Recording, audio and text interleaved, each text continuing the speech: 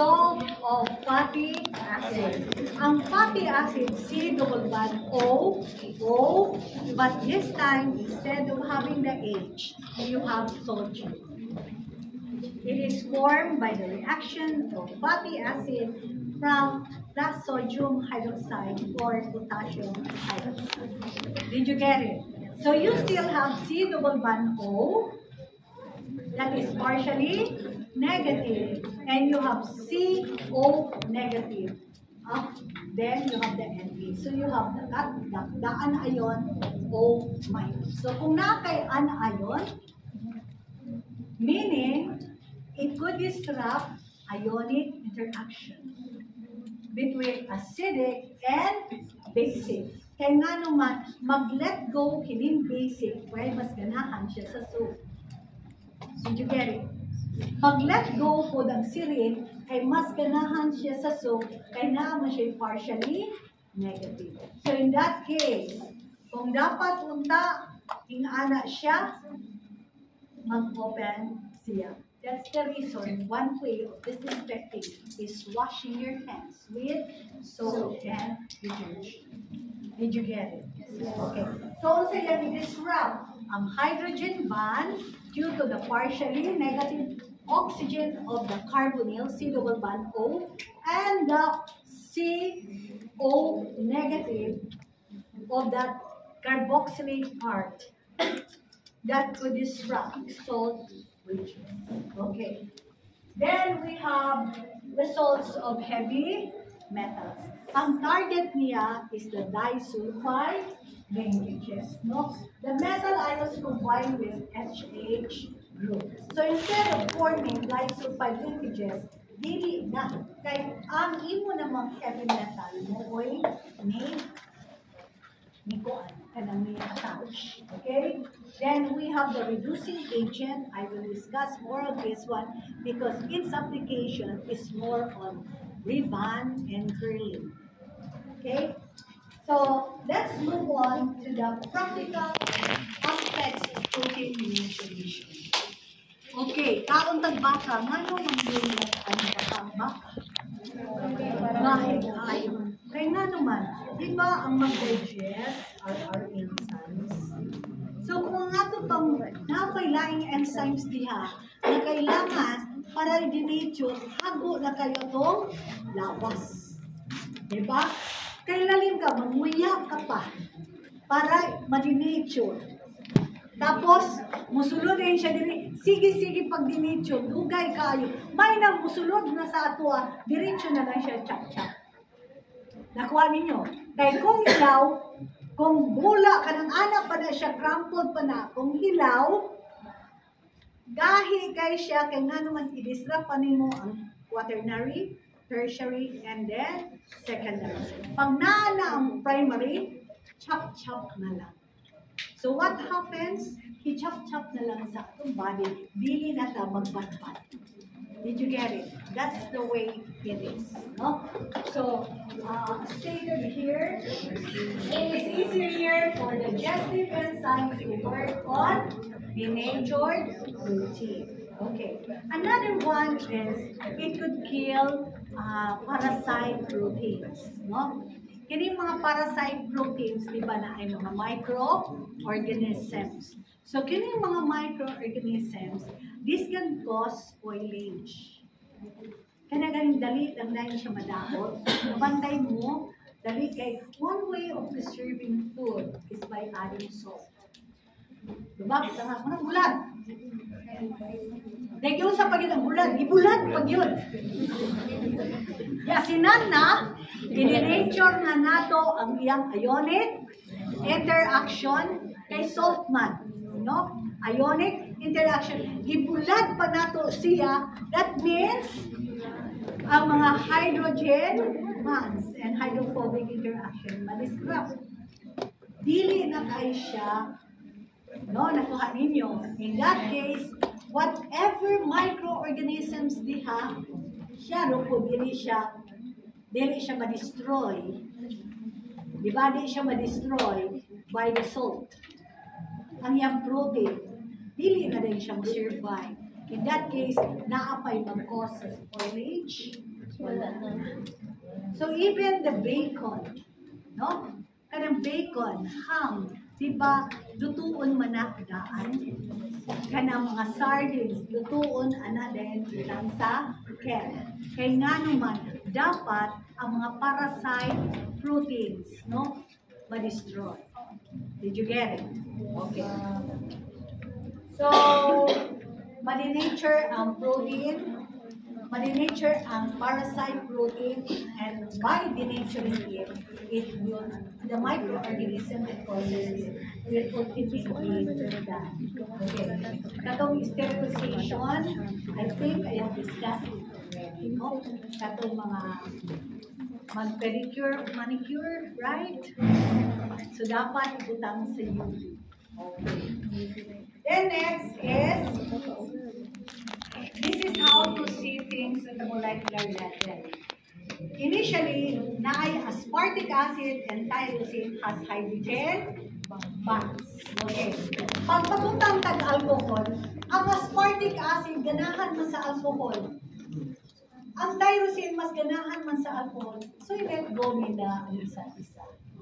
What happens now, imbes unta, pag let go nila, ingani ang bomba, what happens at the molecular level? Nag-bomba.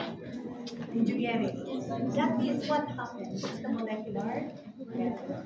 Okay. During the pandemic, naimingon, di lagi kita matapdan kay nung tagtanduay. Pero, kaya pa niya sa 40%? Hindi. Nano po, dili maayo ang taas po na concentration, 100% of ethanol. Ano man, mas maayo bang makapenetrate sa ang water, ana na dayon ang alcohol. Mas effective ang penetration sa alcohol. Kesa sa alcohol, kay swell naman ang diretsyo. Hindi na rin siya kapenetrate. Did you get it? Okay. So another thing is katong heavy metals. It would disrupt ang disulfide linkages. Okay. Kung sa may gamit na to anin something about it. Okay. First aid action. Diba mga farmers, wala man yun sila hanaw anang proper labeling, di ba? So, kung magkuha sila ground up, na may sobra, ay ibutang, kita sila pet bottles, silang gibutang dito. Daw, nabutang na sa kilid, abi sa bata, nga ni bata, or kinsa niya giuhaw, o tubig manigino. Poison, gino. Wala man dito yung hospital, kung sa may first aid nga itong hinoon. Remember this one. If somebody has taken an overdose, somebody has taken a poison, first aid, pag-imno nimita mong itlog, egg white, pangita mo o milk, kay na ay protein na kisip, coconut milk na siya protein, ipainom ninyo kay nanuman. Pag-inom niya to diha, di ba na pa may poison? Muriak siya sa atong, i-denature niya ang protein na atong intake. Di ba, mag-curdling na? Kapantay mo, busog ka mo, then, mo inom mo ka na maka-denature sa food, di ba, igawas ninyo, then puti-puti ang gawas. Kapantay mo, anak. Kaya nga naman, doon magkainin na denature ng protein. Ang tendency na to is did you get it? Mo nang mag-good-eye kay gawas sa baby. Kaya hindi siya gusto anang curd ng milk. So, igawas na niya. So, pag magawas, mapugos o suka. So, ang katong poison, mapatak punta sa organs nga protein nilapot, dili na lang kaya nga naman, kung daghan mo minom, mapupod ang atong organs. So, once na mapupod ang atong organs, pag-attack sa atong sa poison, dili na siya mo-attack sa protein na sa tuglawas. Kung dili, ang iyang i-attack katunang atong himong intervention. And mag-curdling man na isuka niya na. So, kung may kaso, pag-abot sa hospital, ato na lang nahibilin na mga poison na naka-react muna to itiman ko sa dito. Is that clear? Yes. Okay. So, please, no? We have genetic vomiting here. Gamiton ang concept sa protein denaturation sa kaning-aning na situation. Okay? Pagpakulot sa buhok. Remember, 80 or 85% of our hair is composed of a protein called keratin. And this has many alpha helices. And, okay, and this will have disulfide linkage. Okay, it's like this. Di ba nauso itong unang riban? Grabe, yun halos tanan magpariban. Bisag ang straight magpariban. Kaya nga naman, kining straight na manay mag-fly away. Diba? Pero gusto man din na mag-suck yun ang buhok. So what happens is that katong na-fly away, katong early, utangan o reducing agent. Pag-utang sa reducing agent, ang iyang disulfide linkage mabulang. Pag mabulang ng disulfide linkage, mutuliin na ang buhok.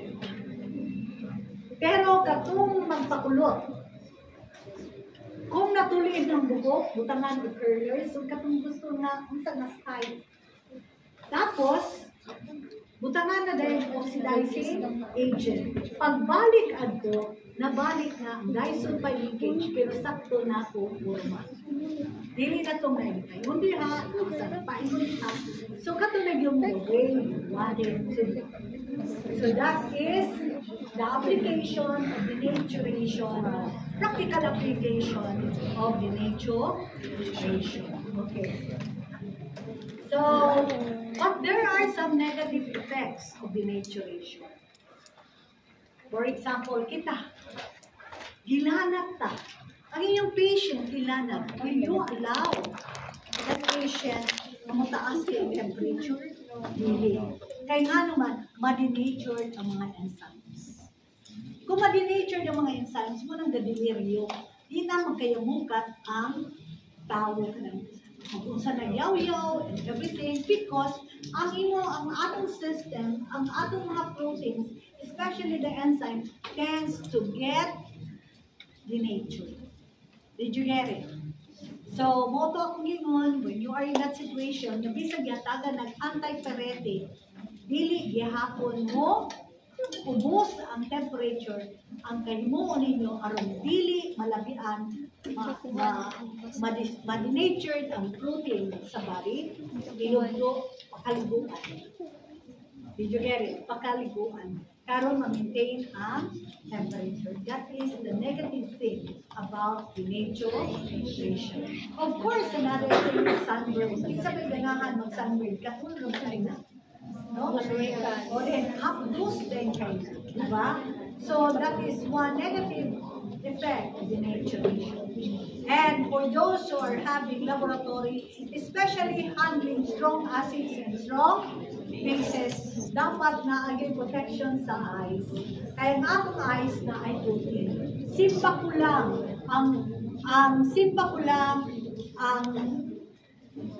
ang strong acid butalsik sa mata. Pwede yun mabuta. Ma-completely denature ang protein sa eyes. Mayroon siyang ma-denature lang kitabang. What if ma-hydrolyze? Dryness. Kaya ang strong acid is able to hydrolyze. So, ma-chop-chop na ang peptide bonds. Okay, talking about hydrolysis, kung breaking of the peptide bonds, it results to smaller peptides, we have partial hydrolysis. If it is complete hydrolysis, ang atom product is amino acid. Pero sa denaturation, primary secondary. So because the hydrolysis for breaking the peptide bonds, you can have smaller peptides and amino. Kaya tagsa-tagsa mo na siya. Well, that ends the covering for